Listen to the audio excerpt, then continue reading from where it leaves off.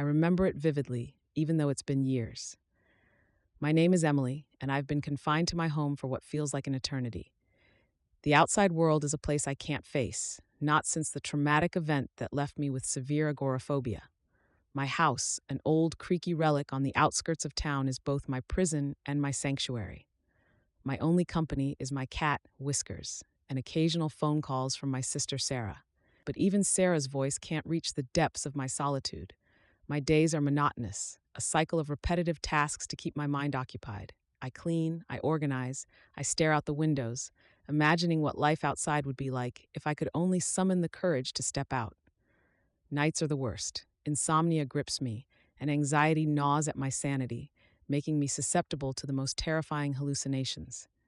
It started subtly at first, shadowy figures moving just out of sight, always in the corners of my vision. Whispers and footsteps echoed through the empty rooms, growing louder and more persistent with each passing day. Objects around the house seemed to move on their own, and I often found things in places I didn't leave them. Whiskers, usually so calm, began acting strangely, hissing at empty spaces and refusing to enter certain rooms. One day, I received a message on my phone from an unknown number. "You're not alone. Be careful." My blood ran cold. Who could be sending these messages? Was it a cruel joke or something more sinister?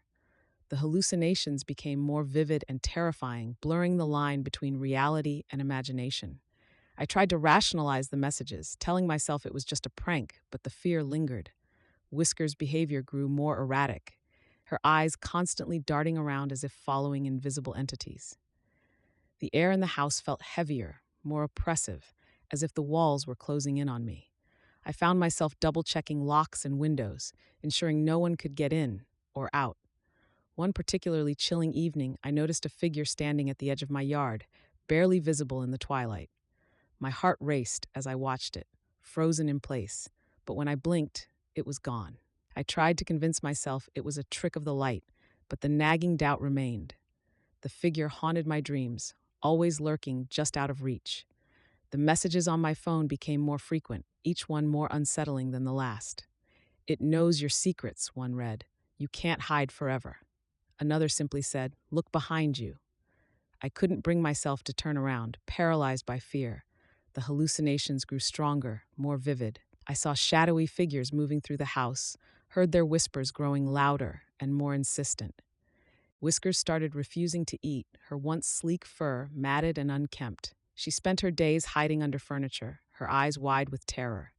I felt a growing sense of dread, as if something malevolent was watching me, waiting for the right moment to strike. One night, I was awakened by a loud bang coming from the basement. My heart pounded in my chest as I lay frozen in my bed. But something inside me snapped. I couldn't live in fear any longer. I grabbed a flashlight and mustered up the courage to investigate. As I descended the creaky stairs, the temperature dropped and the air felt thick and oppressive. I shone the flashlight around, its beam cutting through the darkness, revealing disturbing drawings on the walls. Scenes of my house, and always a shadowy figure watching me. The shadowy figure from my hallucinations became more tangible, stalking me through the house. Its presence grew more aggressive, leaving me no place to hide. Desperate and terrified, I barricaded myself in my bedroom, but the presence found a way in. It loomed over me, its eyes glowing with a malevolent light. In that moment of sheer terror, something clicked. The traumatic event that caused my agoraphobia wasn't just a random act of violence, it was tied to this malevolent presence. The memories flooded back. I had witnessed something that night, something I wasn't supposed to see. The presence had been with me ever since, feeding on my fear, keeping me trapped. I had to confront it, to break free from its grasp.